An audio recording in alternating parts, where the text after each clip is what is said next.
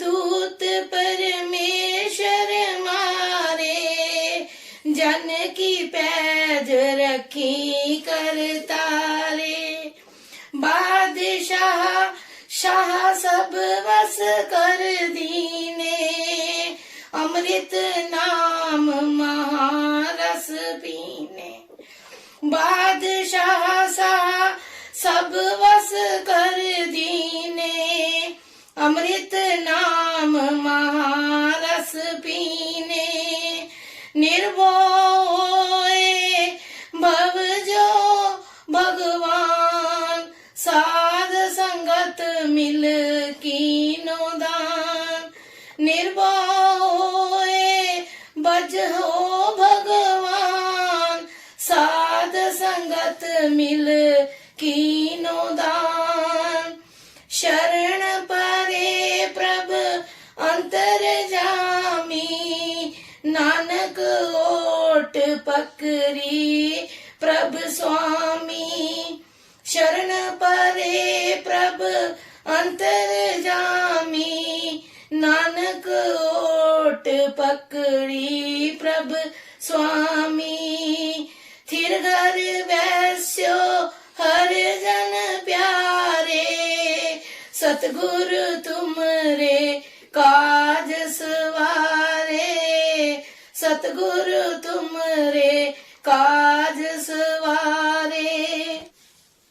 गुरु रूप प्यारी साध संगत जी, आपके श्री चरणों में कोटि कोटि प्रणाम है।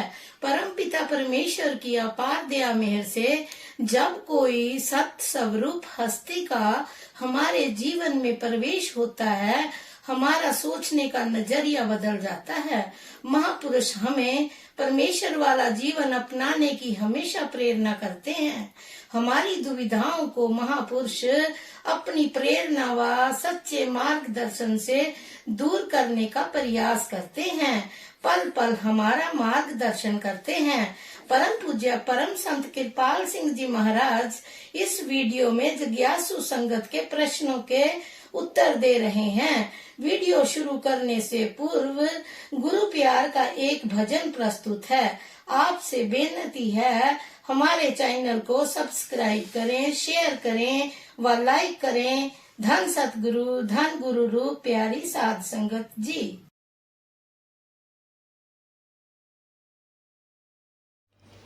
जीवन है पानी की बूंद, कब मिट जाए रे। जीवन है पानी की बूंद, कब मिट जाए रे। होनी अनहोनी हो होनी अनहोनी, कब क्या घट जाए रे। जीवन है पानी की बूंद, कब मिट जाए रे। चंद दिनों का जीवन है, देखो इसमें सुख कम है। हाँ, चंद दिनों का जीवन है, देखो इसमें सुख कम है। गम ही गम नजर आता है, गम ही गम नजर आता है। जाने कब पंछी हो जाने कब पंछी झट से उड़ जाए रे। जीवन है पानी की बूंद, कब मिट जाए रे। साथ निभाएगा बेटा, सोच रहा ये क्या लेटा। हाँ, साथ निभाएगा बेटा, सोच रहा ये क्या लेटा। हाय बुढ़ापा आएगा, पास न आएगा बेटा। हाय बुढ़ापा आएगा, पास न आएगा बेटा। ख्वाबों में तू क्यों हो ख्वाबों में तू क्यों आनंद मनाए रे। जीवन है पानी की बूंद, कब मिट जाए रे। चारपाई पर लेटा है, पास न बेटी बेटा है। हाँ, चारपाई पर लेटा है, पास न बेटी बेटा है। चिल्लाता है पानी दो, कोई न पानी देता है। चिल्लाता है पानी दो, कोई न पानी देता है। भूखा प्यासा ही हो भूखा प्यासा ही एक दिन मर जाए रे। जीवन है पानी की बूंद कब मिट जाए रे। सिर पर जिसे बिठाया है, गोद में जिसे खिलाया है, सिर पर जिसे बिठाया है, गोद में जिसे खिलाया है, लाड प्यार से पाला है, सुख की नींद सुलाया है, लाड प्यार से पाला है, सुख की नींद सुलाया है। तेरा ही बेटा हो तेरा ही बेटा तुझे आग लगाए रे। जीवन है पानी की बूंद कब मिट जाए रे। पुण्य उदय के ये क्षण हैं, इसलिए सब तेरे संग हैं। हाँ, पुण्य उदय के ये क्षण हैं, इसलिए सब तेरे संग हैं। पाप कर्म जब आएगा, कोई न साथ निभाएगा। पाप कर्म जब आएगा, कोई न साथ निभाएगा। मरघट से आगे हो मरघट से आगे कोई साथ न जाए रे। जीवन है पानी की बूंद कब मिट जाए रे। जीवन है पानी की बूंद कब मिट जाए रे। होनी अनहोनी हो होनी अनहोनी कब क्या घट जाए रे। जीवन है पानी की बूंद कब मिट जाए रे। गुरु रूप प्यारे साध संगत जी, परम पूज्य परम संत कृपाल सिंह जी महाराज जी फरमाते हैं कि हमारी जिंदगी का कोई असूल होना चाहिए। मानव केंद्र देहरादून में महाराज जी शाम के दर्शनों के मौके पर देशी विदेशी सब भाई बैठे थे। फरमाया, आपको प्रभु का सहारा मिल चुका है, कोई बात किसी ने करनी हो तो करो। एक शिष्य ने पूछा, मास्टर कई दफा शब्द धुनी दाईं तरफ से नहीं आती बल्कि सिर के सेंटर से आती है, मुझे किस जगह ध्यान रखना चाहिए? महाराज जी ने फरमाया, जो धुनी ऊपर से आती है वो ठीक है। फिर शिष्य ने कहा, मगर यह ऊपर से नहीं बल्कि मेरे सर के बीच में से आती है, ना ही ये दाईं तरफ से आती है ना ही ऊपर से आती है। महाराज जी ने बताया, ये धुन ठीक है, ये आपको ऊपर ले जाएगी, यही शब्द है जो आपको ऊपर ले जाएगा। शिष्य ने फिर पूछा, ऐसी हालत में मैं क्या करूं, कहाँ ध्यान रखूं? महाराज जी ने फरमाया, जब धुन आपके सिर के सेंटर से सुनाई देती है उस वक्त जिस्म की हड्डियां या जिस्म का ध्यान नहीं होना चाहिए। फिर आपको मालूम हो जाएगा कि ध्यान किस जगह रखूं।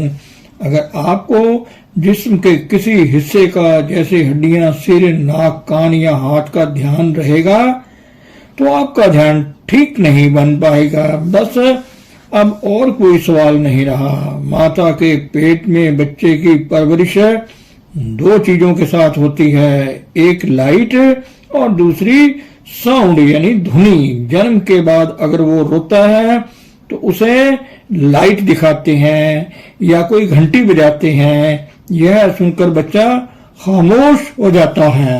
पैदा होने के बाद कोई भी इंसान सुखी नहीं देखा। जैसे कबीर साहिब ने भी यही फरमाया है कि इस संसार में कोई सुखी नहीं देखा, सब दुखी हैं। आप लाखों करोड़ों के मालिक भी बन जाओ फिर भी आपको 5 डाकू लूट रहे हैं। गरीब हो या अमीर सभी इसके शिकार हैं। समझे, अब कोई भी आपको इन डाकुओं से नहीं छुड़ा सकता, ना कोई भाई, ना पिता, ना दोस्त, ना रिश्तेदार, कोई आपको छुड़ा नहीं सकता। हम लोग दुनियावी जीवों में इतना रच मिट गए हैं, इनका इतना नशा बढ़ा हुआ चढ़ा हुआ है कि दूसरी तरफ की सोच ही नहीं सकते। जितना ज्यादा दुनियावी चीजों की तरफ ध्यान दोगे उतना ही इनमें फंसोगे। कोई आपको छुड़ा नहीं सकता। सिर्फ एक ही रास्ता तुम्हारे बचाव का है, कि किसी समर्थ पुरुष की शरण में जाओ, तो आपकी इस तरह ही इंसान की शक्ल में होगा। फर्क सिर्फ यही है कि उसने मौत और जिंदगी के राज को हल किया हुआ होता है। वो इस ला इल्मी की जड़ से वाकिफ है। महापुरुष कहते हैं कि मैं जिस्म नहीं हूँ, मैं इस जिस्म के चलाने वाला हूँ। जिस्म की मशीनरी को कहो चलाने वाला हूँ। एक सुपर पावर प्रभु सत्ता है जो उसको कंट्रोल कर रही है, मुझे उसकी जानकारी है। ऐसा समर्थ सतगुरु कोई मिल जाए, वही आपको इन 5 डाकुओं से बचा सकता है, और कोई दुनियावी ताकत नहीं। इसकी 3 निशानियां हैं। आपको पूरा गुरु मिल गया है, मैं आपको बताता हूँ। पहली चीज ये है कि आप हर रोज बकायदा भजन सिमरन में वक्त देते हो और रूह ऊपर रूहानी मंडलों तक प्रवास करती हो। दुनियावी चीजों को छोड़कर अंतर में रोशनी और शब्द ध्वनि का आनंद लेते हो। इसका मतलब क्या है? फर्ज करो आपका कोई दोस्त है, उसकी मौत हो जाती है और उसका आपके ऊपर कोई असर ना हो। अगर घर में कोई बच्चा पैदा हो जाए, उसकी आपको कोई खुशी महसूस ना हो।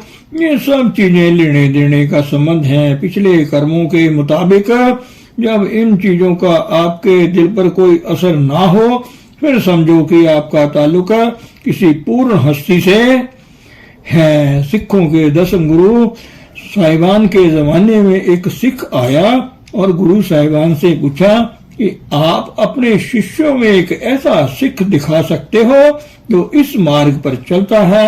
गुरु साहिब ने इकरार किया कि हाँ, एक शिष्य का पता उसे बता दिया कि फलां शहर में एक भिखारी नाम का सिख रहता है, उसके पास जाओ।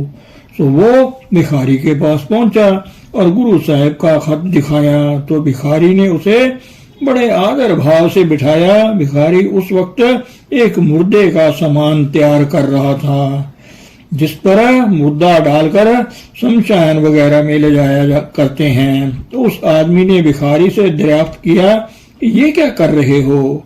भिखारी ने कहा कि ये चीज भी किसी काम आ जाती है। कुछ दिनों बाद भिखारी के लड़के की शादी थी। सब काम काज शादी के करते रहे, मगर भिखारी इस दौरान बिल्कुल शांत रहा और अपने आप को लातुल्लिक जाहिर किया। शादी हो गई, बारात आ रही थी। वापिस रास्ते में दूल्हा लड़के की मौत हो गई अचानक।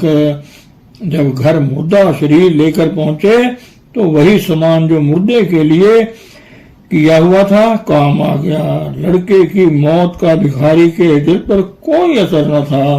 पहले की तरह वो खुश और शांत था। तो भाई जो आया हुआ था उसने भिखारी से पूछा कि जब तुम्हें पता था कि लड़के की मौत हो जाएगी तो तुमने उसकी शादी क्यों की?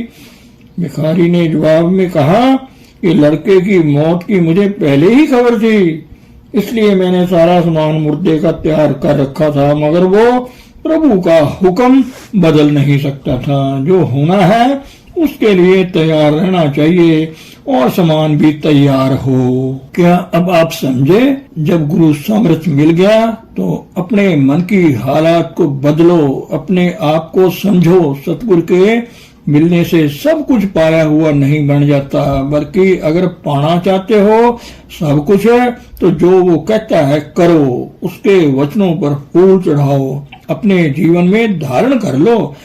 हर रोज जिस्म से ऊपर आना सीखो। Take up cross daily. Christ ने कहा है कि जो हर रोज जिस्म छोड़कर ऊपर नहीं आता वो मेरा शिष्य नहीं है।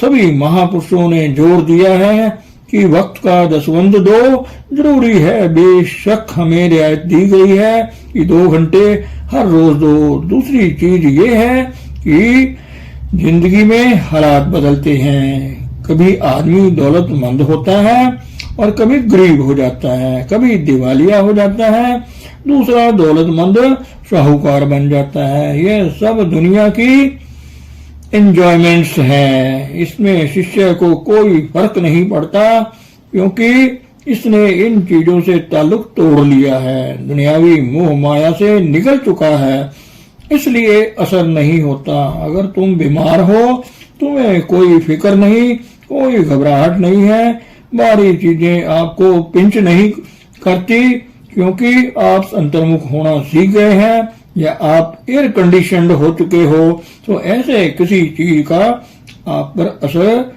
नहीं पड़ता। तीसरी चीज है, अगर कोई बम पड़ जाए और तुम्हारी जिंदगी को भी खतरा हो, तो आप कहोगे कि मैं ठीक है, हमें अब जाना चाहिए, बगैर किसी चिंता या फिक्र के खुशी खुशी जाओगे।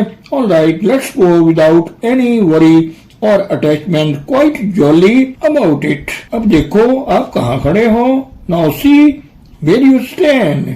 ये चीजें साबित करती हैं आपको कोई पूर्ण हस्ती मिल चुकी है और उसके हुक्म के मुताबिक भजन सिमरन किया है। अगर तुम सब कुछ सतगुरु के ऊपर छोड़ दो, तो वे सारे काम आपके करता है। मेरी जिंदगी में एक ऐसा वाकया आया है कि मेरी लड़की की मौत हो गई। रात का वक्त था, मेरी ड्यूटी थी, कहीं सत्संग के लिए जाना था। यह ड्यूटी हजूर ने मुझे बख्शी हुई थी, तो मैंने किसी भाई से कहा कि आप यह सब कुछ रस्म के मुताबिक कर लेना। रिवाज ये था कि लड़की के मृतक शरीर को किसी पवित्र दरिया में बहाना था। तो उस भाई ने कहा कि ठीक है, मैं सब कुछ रिवाज के मुताबिक मर्यादा में रहता हुआ मृतक शरीर को ठिकाने लगाऊंगा, आप सत्संग देखो। दूसरा वाकया और मेरी जिंदगी में आया। मेरा लड़का बीमार था, डॉक्टर ने कहा कि लड़के की हालत खतरनाक है, आप दफ्तर से छुट्टी ले लो, किसी भी वक्त इसका देहांत हो सकता है। 2-3 दिन के अंदर अंदर दिन रात में लड़के के साथ बैठा रहा, छुट्टी लेकर कि किसी भी वक्त गुजर न जाए। इन 3 दिनों में एक इतवार का दिन भी था। मेरी ड्यूटी थी हजूर की तरफ से सत्संग के लिए लगाई हुई थी, अमृतसर के लिए। तो इन चीज का सामना करते हुए मैंने सोचा कि अच्छा, हम सब गुरु की गोद में हैं, जिंदगी और मौत हमारे हाथ में नहीं है, ये सब गुरु के हाथ में है। मैं घर से निकला और अमृतसर चला गया। सत्संग हुआ तो ख्याल आया नजदीक आए हुए हैं, चलो ब्यास हजूर के दर्शन ही कर आए। मैं डेरे पहुंच गया। हजूर को मैंने आने की कोई इत्तला नहीं दी थी, हजूर ऊपर की मंजिल में थे। दोपहर का 2 बजे का वक्त था। हजूर ने नीचे पहले ही आदमी भेज दिया था कि वो आएगा तो ऊपर ले आना। मैं ऊपर गया तो हजूर बिस्तर में लेटे हुए थे और एकदम उठकर बैठ गए और पूछा, लड़के का क्या हाल है। मैंने अर्ज की कि डॉक्टर ने कहा है छुट्टी ले लो दफ्तर से, लड़के की हालत ठीक नहीं है। मैंने छुट्टी ले ली। हजूर ने पूछा आगे क्या हुआ, तो मैंने अर्ज की कि इतवार था, सत्संग था, ड्यूटी थी, मैं सत्संग में चला गया, क्योंकि जिंदगी और मौत मेरे हाथ में तो नहीं है, ये तो हजूर के हाथ में है।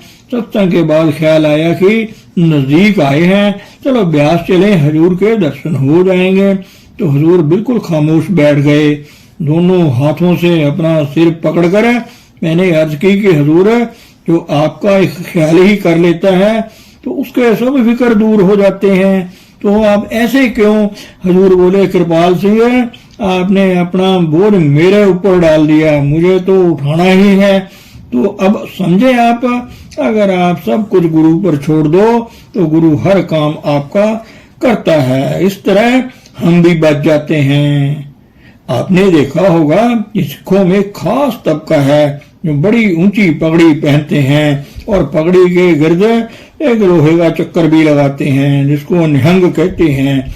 उस वक्त एक सिख को हुक्म दिया कि दरख्त पर चढ़ो। वो सारे सामान के साथ ऊपर चढ़ गया। जो जो सामान उसने पीठ पर भी उठाया हुआ था वो भी साथ ले लिया। जब वो दरख्त पर चढ़ने लगा, एक रास्ते जाने वाले ने पूछा कि दोस्त, आप दरख्त पर चढ़ने लगे हो तो ये सारा बोझा जो उठाए हुए हो इसको तो नीचे रख दो, जब वापस नीचे आओगे तो फिर उठा लेना। सिख ने जवाब दिया, जब मैं ऊपर पहुंच गया तो मुझे क्या खबर, अगर वहीं से आगे जाने का हुक्म हो गया तो सिख को हर वक्त तैयार रहना चाहिए। तो ये सब इशारे हैं आपको दिए जाते हैं कि आपने अपने को जानना है। लोग बेशक आपकी तारीफ के पुल बांध दें, अगर आप सोचो कहाँ खड़े हो। ये सबसे बढ़कर तरीका है 5 डाकुओं से बचने का कि गुरु के हवाले हो जाओ। लोग बाही आपकी नकलो हरकत से आपको पहचान जाएंगे कि वो आप कहाँ हो। वो ये नहीं देख सकते कि आप अंतर में कहाँ एक तक तरक्की कर चुके हो, पहले स्थान पर या दूसरे और तीसरे पर या फिर चौथे या 5वें पर। नोट करो हर रोज आप कहाँ तक तरक्की कर पा रहे हो। अभी आज तक जो तरक्की आपने की है ठीक है, मगर मैं खुश नहीं, ये काफी नहीं। ध्यान रखो कि आपको अकेले नहीं छोड़ा जा रहा। मैं दिल से कहता हूँ आप मेरे दिल में हो।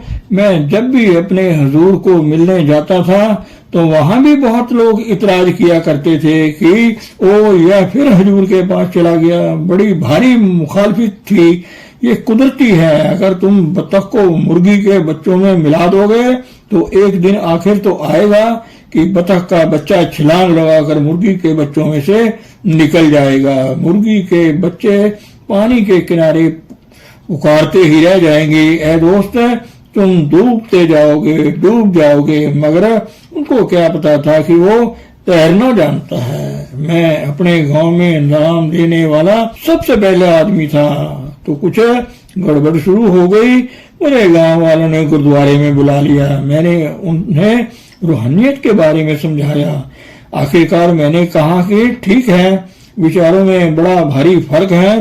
आप 4-5 आदमी मेरे हवाले कर दो, मैं उनसे बात कर लूंगा ताकि दिल की बात हो जाए।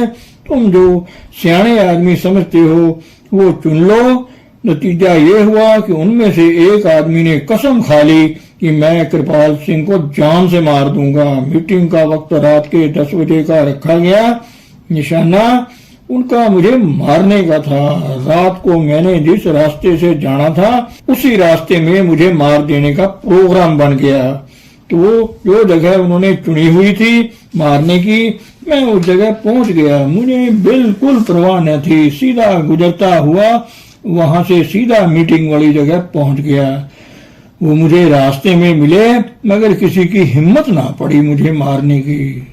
उसके चंद माह बाद जो उनका लीडर था, जिसने कसम खाई थी कि वो मुझे लाहौर एक गली में मिल गया, मैं उसे बड़े सत्कार और खुशी से मिला और उससे अपने घर ले गया। वो आदमी रो उठा और चिल्लाने लगा। मैंने उससे पूछा कि क्या भाई बात है। उसने कहा कि मैंने आपको मारने की कसम खाई थी और उल्टा आपने मेरा इतना आदर किया है और घर ले आए हो। वो अपने आप पर बहुत पछताया और आपे में ना रह सका। तो ऐसे वाकयात भी जिंदगी में कई दफा आ जाते हैं।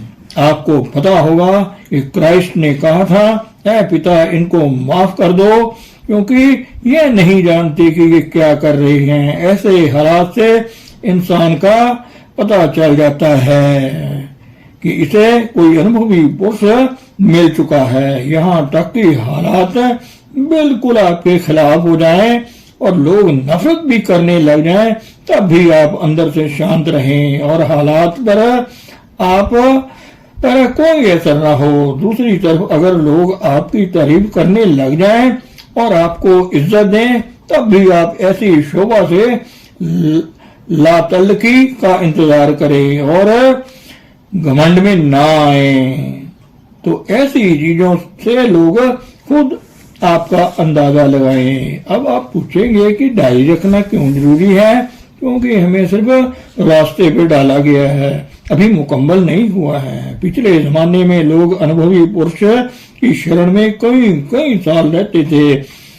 इसके बाद तब अंतर की दौड़ दी जाती थी, आज पहले ही दिन दी जाती है। इसलिए डायरी जरूरी है, वरना भजन सिमरन में तरक्की नहीं होगी। इब्राहिम अदम की कहानी आपने सुनी होगी।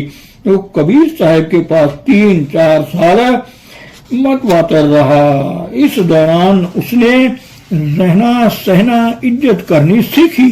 ये महापुरुष क्या होते हैं जो उसे देना वही खाना, जो काम करना कहना वही करना। तो लोई जी घर में जो सेवादार थी, उसने एक दिन कबीर साहिब से अर्ज की कि इसे कुछ दे दो, काफी मुद्दत हो चुकी है। कबीर साहब ने जवाब में फरमाया, अभी बर्तन तैयार नहीं हुआ, कुछ रड़क बाकी है। लोई जी ने कुछ जिद की तो कबीर साहब से फरमाया कि अच्छा टेस्ट कर लेते हैं। लोई से कहा कि आज जब ये कमरे से बाहर जाए तो छत पर से इसके सर पर कूड़ा करकट इकट्ठा करके फेंक देना और सुनना तो क्या कहता है। तो लोई जी ने वैसे ही किया। जब कूड़ा करकट सर पर फेंका तो बादशाह कहने लगा चिल्लाकर, अगर मैं अब बुखारे होता तब इसका मजा चखा था, क्योंकि वो बुखारे का बादशाह था। तो लोई जी ने सारा वाकया कबीर साहब को सुनाया तो कहने लगे, मैंने जो कहा था कि अभी बर्तन नहीं बना, वारदात बादशाह की आकड़ अभी दिल में है। इसके बाद कुछ मुद्दत और गुजरी तो कबीर साहब ने लोई से कहा, अब बर्तन तैयार है, जब ये बाहर निकले तो इसके ऊपर मल मूत्र फेंक देना। लोई कहने लगी कि महाराज ये तो वैसे का वैसा ही है, मुझे पहले की निस्बत कोई फर्क नजर नहीं आता। खैर लोई ने गंदगी इब्राहिम के सर पर फेंक दी तो इब्राहिम चिल्लाकर बोला, ए खुदा, मैं तो इससे भी बदतर और गंदा हूँ। भाई मंजिल अभी दूर है, कि कभी भी तुम ख्याल ना करना कि पूर्ण हो गए। आपको अगर किसी डिपार्टमेंट का इंचार्ज लगा दिया है, बाकी सब वर्कर्स आपके कहने के मुताबिक काम करते हो, तो आप यह ना समझ बैठना कि मैं कुछ बन गया हूँ। कभी ऐसा ख्याल दिल में ना लाना, ये काम उस प्रभु की बरकत से हो रहा है। पिछले कर्मों के अनुसार यहाँ हमें ओहदे दिए जाते हैं, हमसे काम लिया जाता है। कभी अहंकार में ना आ जाना। जिंदगी का असल मकसद उस वक्त आपका हल होगा जब आप गुरु को अंतर में प्रकट करके बातें करने लग जाओगे। अब वो भी जब आपको उस वक्त अपनी इच्छा के मुताबिक। धन सतगुरु, धन गुरु प्यारी साध संगत जी।